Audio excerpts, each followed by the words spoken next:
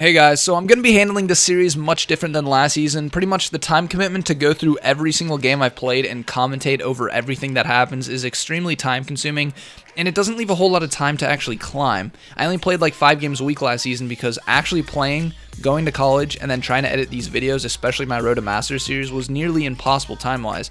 You'd be surprised how much time it takes to go through these videos where I literally go through every single game I play and look for everything that happens and then commentate over it. It's just not really manageable when I'm also trying to get in tons of games.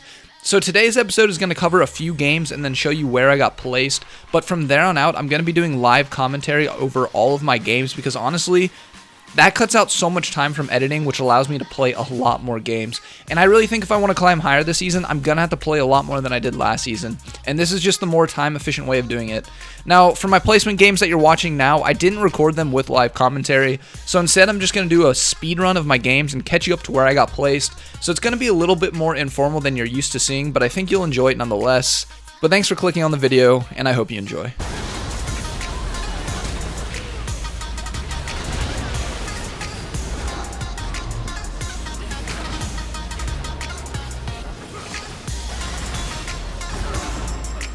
Alright guys, so I'm just going to kind of cast and narrate what's going on in the games that you're watching.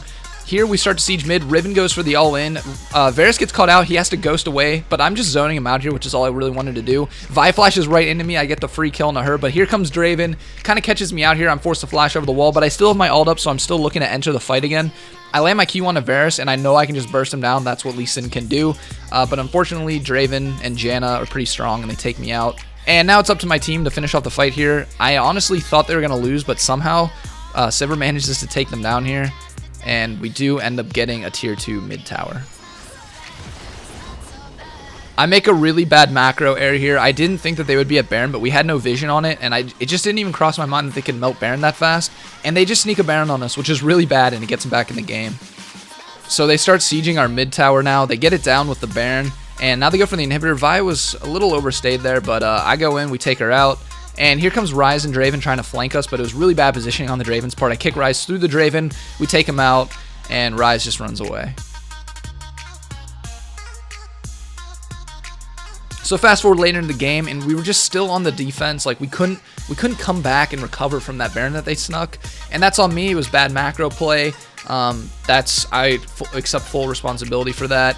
It has nothing to do with my team. I'm the jungler. I should be the one aware of what's going on the map and be able to call out when they're going to be Baroning or when we should Baron. And as you can see here, we just get taken out. They were just a lot stronger than us, and we lose the game. Alright, so this next game was actually done with my duo partner, and we were on Skype together, so I'm not going to commentate over this one. I'm just going to let this one play out. Good flash. Shit. Oh, I'm boosted. It's yeah, alright. It's free. That ward is gonna help me too. Actually, I don't have TP. I don't think so. His TP is not up. He warded that, yeah. I can delete it. Okay, I got his ward. I'm gonna shove the tower, and if he stays, we kill him. Okay? Okay. Brianna might be roaming. I don't know if she's mid or bot, or mid or top. Oh, she's mid. Good shit.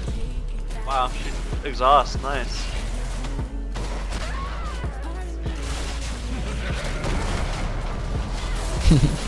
Did you steal that? Nice. Well, I didn't steal it. She was gonna get away. Yeah.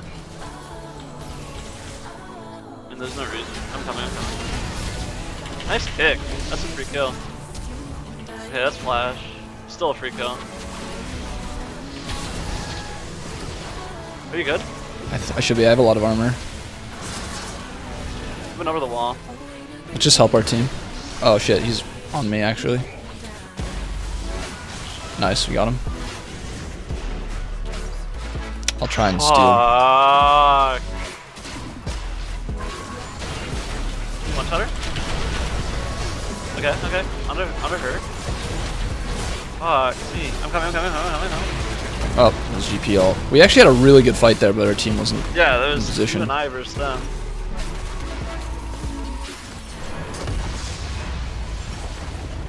So that game was pretty unfortunate. We honestly just had a terrible team composition. We lost that game in Champion Select.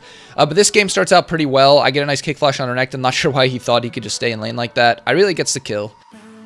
So after a failed gank attempt bot, they almost take me out on the retreat. TF ults to come clean me up, but I ward hop into the brush to break vision, and Alistar CCs them down. I go back in with Resonating Strike, and I get a heal from our Ezreal, and we just turn the fight on them, and Ezreal goes in, and we pick up a 2 for 0.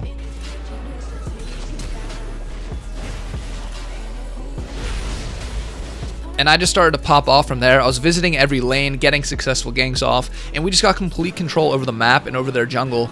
And honestly, I didn't carry this game even though I had a good KDA. Really, my Echo was the one that was carrying. I was just doing my part. But yeah, we just never looked back.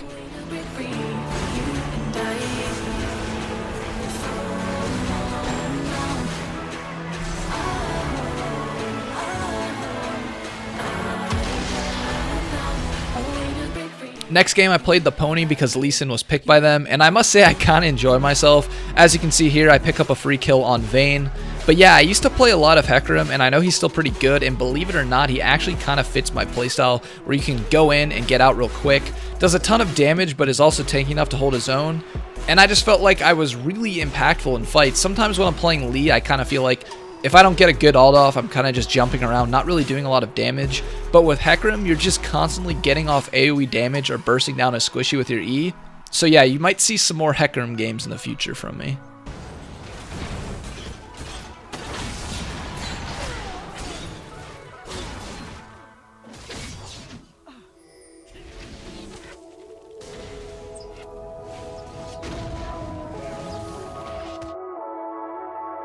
So I'm feeling pretty good this game. I get another kill on a TF here, and now I'm 6-1. And if you notice my build, I went Triforce and Warriors, so a lot of damage because I felt like I could carry this game. And then typical Yasuo player here, thinking he can 2v1. I just sidestep his Tornado, and then I chase him down. And I know the only way he can possibly survive is if he gets his ult off, so I just time my ult with his Tornado and finish him off. And my mid laner ends up having to back here, so I decide to cover his lane. I didn't want to give up the tower just yet, but I didn't think about Lee Sin flanking me. He kicks me back in, and Alistar pops ult, and they just dive me. So this was an interesting situation for me here. I noticed that my team was engaging on them, like near bot side, but I was really just nowhere near to help them, so I decided, fuck it, I'm just going to split push. Yasuo comes to defend, but I was just way stronger than him, so I just fight him, pop my ghost for the extra damage, ult, and I finish him off, and everyone is occupied, so this was my opportunity to push, and let's see what happens.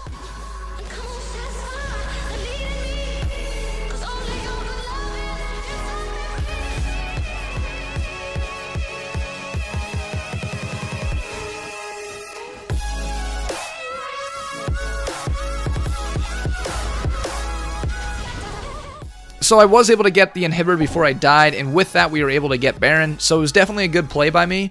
And now we're going for the siege on mid, and Singe was just making some questionable decisions all game. He just runs in and dies here, and now we're forced to fight them. I take out the Yasuo, but there's really no way of cracking their base now, we're just too low. I see Ali is low with no ult, I take him out and get out, and instead of backing like I should, I decide to be the hero here. My ult just came up, so I turn around, I notice yellow card expires, so this is the perfect time to go in. And I completely fail. As you can see, our Singe gets caught out again. I try and help him, but I get CC'd down. I had to ult away here, so I had to waste my ult. And our team just gets baited into a bad fight here.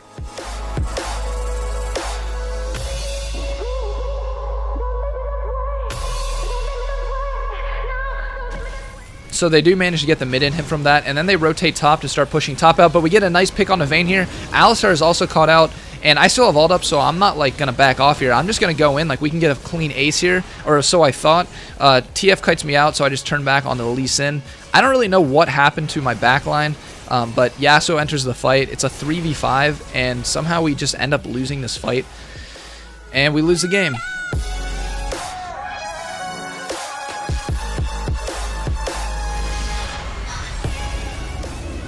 Alright guys, so obviously I didn't include every single one of my placement games. To make a long story short, I was a little bit disappointed with how it went. The game that you're watching now was my 10th and final game, and up until this point I was 3-6, so not good at all. I don't want to sit here and blame my teams, even though a lot of my losses felt like they were out of my control.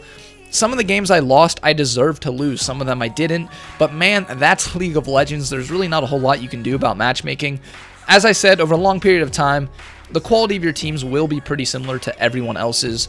I do think there's an element of luck, especially during placements, because in placements, you only play 10 games, and in 10 games, some people will get luckier than others, and thus will get a head start in climbing when they get placed 2, 3, or even 4 divisions higher, all because they won a few extra games because they got luckier with teams. That is real. Bad teams are not a myth. It's okay to not blame yourself for every single loss, because sometimes, even if you play above your ELO's average skill level, you can still lose games. However, in the long run, you can't blame your ELO on teams, because when you start playing hundreds of games, you will start to shift toward the average in terms of quality of teams. So my rule of thumb when it comes to bad teams in League of Legends is you can blame a loss on your teammates, but at the end of the day, you can't blame your rank on bad teams. Because as you can see, I get bad teams too. A lot of people in lower ELO might feel robbed of their actual ELO because of bad teams, but it happens to me too. I managed to push through it and hit Diamond, and there's many people that pushed through it and are able to get to Master or Challenger.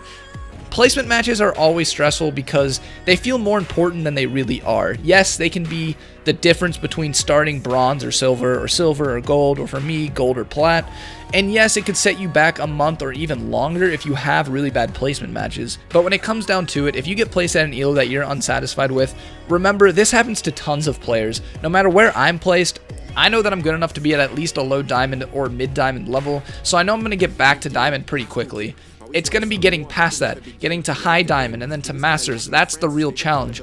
No matter what happens this season, guys, just remember it's a game. It's not supposed to piss you off. It's not supposed to put you in a bad mood. So no matter where you get placed, just embrace it. If you get placed lower, embrace that you get to show everyone in that ELO that you don't belong there. And if you get placed pretty high, don't be content. You can get higher.